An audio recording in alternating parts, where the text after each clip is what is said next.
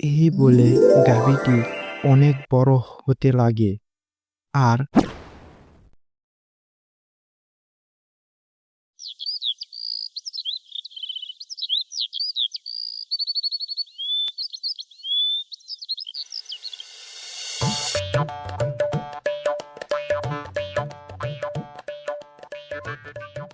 সাধু বাবা, বাকি গরুগুলোর থেকে আমি আলাদা কেন? এর কারণ কি হতে পারে? হা হা হা, তুই কোনো সাধারণ গরু না, তুই একটা জাদুর গরু। তাই তুই বাকি গরুর থেকে আলাদা। তোর মধ্যে অনেক ক্ষমতা আছে, তুই চাইলেই গরিব অসহায়দের সাহায্য করতে পারবি। ও তাই? কিন্তু কি করে সাধু বাবা? তুই চাইলে তোর মুখ দিয়ে সোনা, হীরা, রূপা বের করতে পারবি আর গরিব অসহায়দের সাহায্য করতে পারবি, বুঝলি? ও তাই নাকি? তাহলে তো আমাকে গরিব অসহায়দের সাহায্য করতে হবে। গ্রামে যাই, কোনো গরিবকে দেখলে সোনা হীরা রূপা দিয়ে তাকে সাহায্য করব। এই ভেবে গাভীটি গ্রামের উদ্দেশ্যে রওনা দেয়। আর সেই গ্রামে একটা গরিব বউ কাপড় কাচতেছিল। তখন তার শাড়িটি নদীর জলে ডুবে যায়।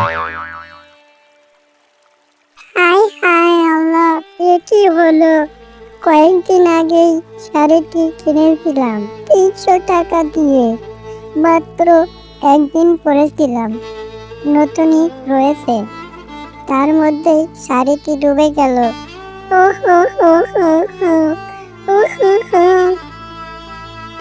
আরে, ওই বউটা কান্না করতেছে কেন? যাই গিয়ে দেখি কি হয়েছে। কি হয়েছে তোমার? তুমি এভাবে এখানে কাঁদতেছো কেন? আমি একজন গরিব অসহায়, অনেক কষ্ট করে শাড়িটি কিনেছিলাম, সেটাও জলের মধ্যে ডুবে গেল। এখন আমি কি করব? আর এত টাকা কোথায় পাবো যে নতুন একটা শাড়ি কিনবো? সেই ক্ষমতাও তো নেই। ও আচ্ছা, তুমি কোনো চিন্তা করো না, আমি একটা জাদুর গাবি, আমি তোমাকে এক্ষুনি সাহায্য করতেছি। এই বলে গাভীটি সেই দরিদ্র বউকে অনেক সোনা দেয়। সব সোনাগুলো নিয়ে বউটি গাভীকে ধন্যবাদ দিয়ে সেখান থেকে চলে যায়। যাওয়ার পথে এক প্রতিবেশী এত সোনা দেখে অবাক হয়ে যায়। আরে, ও এত সোনা কোথায় পেল? ও তো অনেক গরিব ছিল। না না, কিছু একটা সমস্যা আছে। না না না না, ওর ঘরে গিয়ে লুকিয়ে আমাকে সব দেখতে হবে।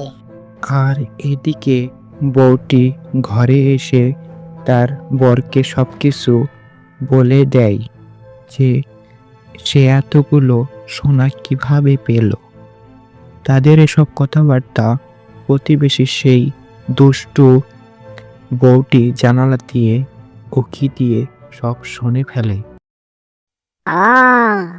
তাই তো বলি, ও এত সোনা কোথায় পেল?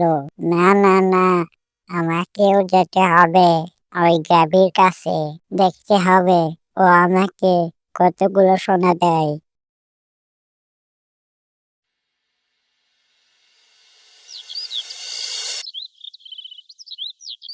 তারপরের দিন লোভী বউটি নদীর ধারে এসে ইচ্ছে করে তার শাড়িটি ফেলে দেয় আর কান্না শুরু করতে লাগে।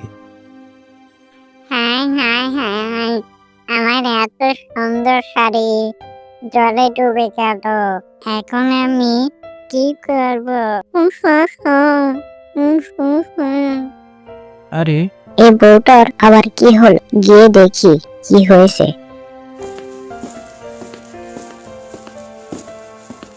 কি হয়েছে তোমার? তুমি কান্না করতেছো কেন? দেখো না, আমার দামি শাড়িটি জলে ডুবে গেল। আমি এখন ঘরেও যেতে পারবো না। গেলে আমার স্বামী আমায় মারবে। কি করব আমি বুঝতাছি না।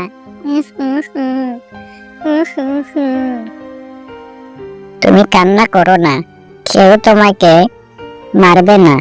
সেটার ব্যবস্থা আমি করতাছি। এই বলে গাবি তাকে অনেক সোনা দেয়। এই সোনাগুলো নিয়ে তুমি যাও। সোনাগুলো বাজারে বিক্রি করে তুমি অনেক টাকা পাবে। সেই টাকাগুলো দিয়ে অনেকগুলো শাড়ি কিনতে পারবে। তাহলে তোমার আর কেউ কিছু বলতে পারবে না। আর লোভী বউটি সমস্ত সোনা নিয়ে তার ঘরে চলে যায়। আরে একটা সস্তা শাড়ি ডুবে যাওয়ার কারণে ওই গাবি এতগুলো সোনা দিতে পারে। তাহলে যদি আমি সমস্ত সোনাগুলো নদীতে ফেলে দেই আর গাবিকে বলি আমার অনেক সোনা ডুবে গেছে, তাহলে সে আমাকে অনেকগুলো সোনা দিতে পারে। আমি কালকেই যাব। তারপরের দিন লোভী বউটি নদীর ধারে এসে ইচ্ছে করে সমস্ত সোনাগুলো ফেলে দেয় আর জোরে জোরে কান্না করতে শুরু করে। হায় হায়, আমার এতগুলো সোনা নদীর জলে ডুবে গেল। আমার কি হবে? আরে এই তো সেই বউটা যাকে আমি কালকে অনেক সোনা দিয়েছিলাম। আজকে আবার কি হলো যে কান্না করতেছে? কি গো, আজকে তোমার কি হয়েছে? তুমি কান্না করতেছো কেন? দেখো না, কালকে যে সোনাগুলো দিয়েছিলে সেগুলো ধুইতে এসেছিলাম, আর সমস্ত সোনাগুলো হঠাৎ করে ডুবে গেল। আমি এখন কি করব বুঝতেছি না। এতগুলো সোনা, এখন আমি কি করব?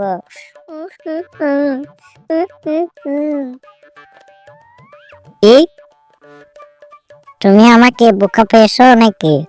সোনা কেউ ধুইতে নদীর ধারে আসে? কাল দিয়েছি দেখে ভেবেছো আজকেও দেব অনেক সোনা?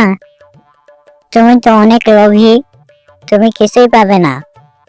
তুমি এখান থেকে চলে যাও, বলছি তুমি এখান থেকে চলে যাও, এক্ষুনি চলে যাও।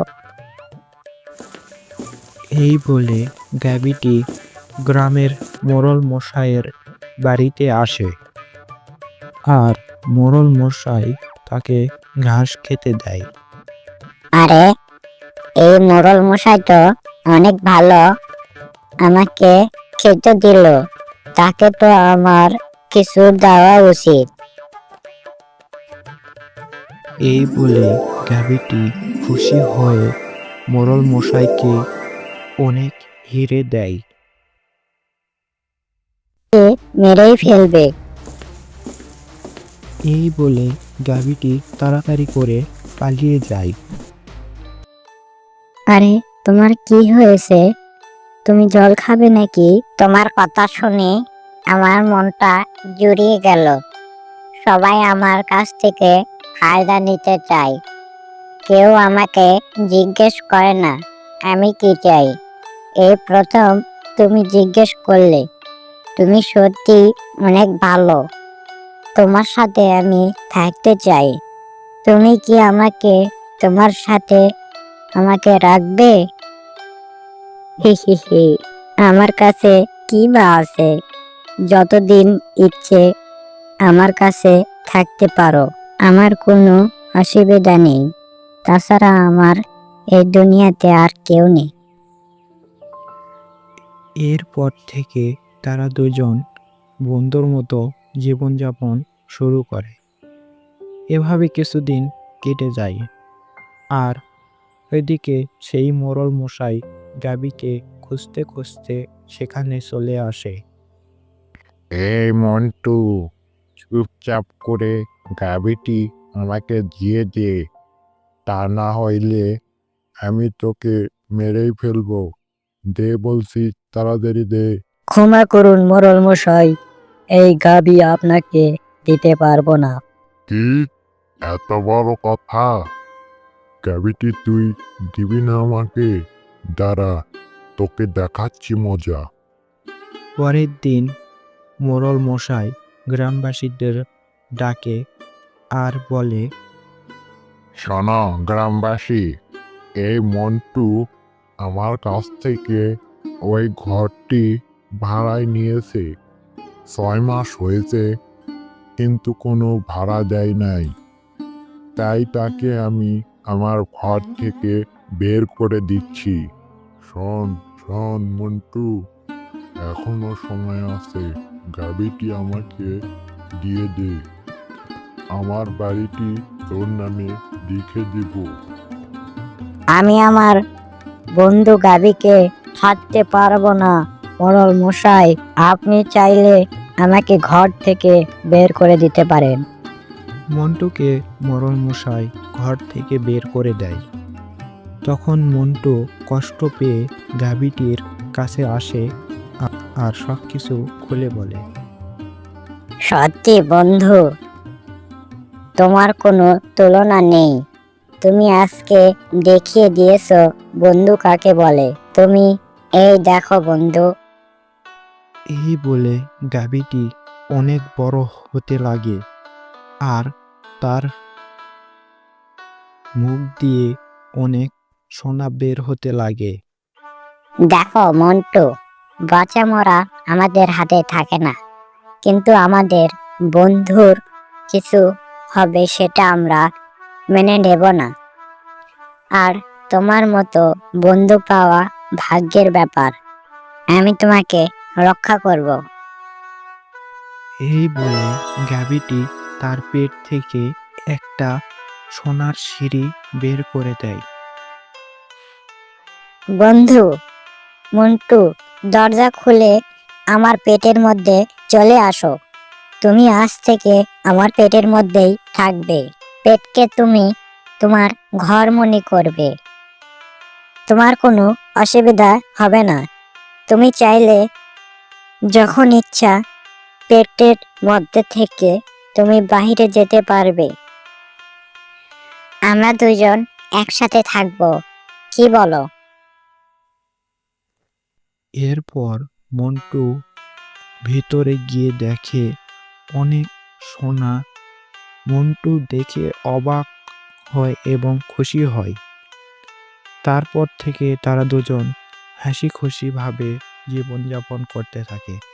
বন্ধুরা, এরকম আরো নতুন নতুন ভিডিও পেতে আমাদের চ্যানেলটি সাবস্ক্রাইব করুন। ধন্যবাদ।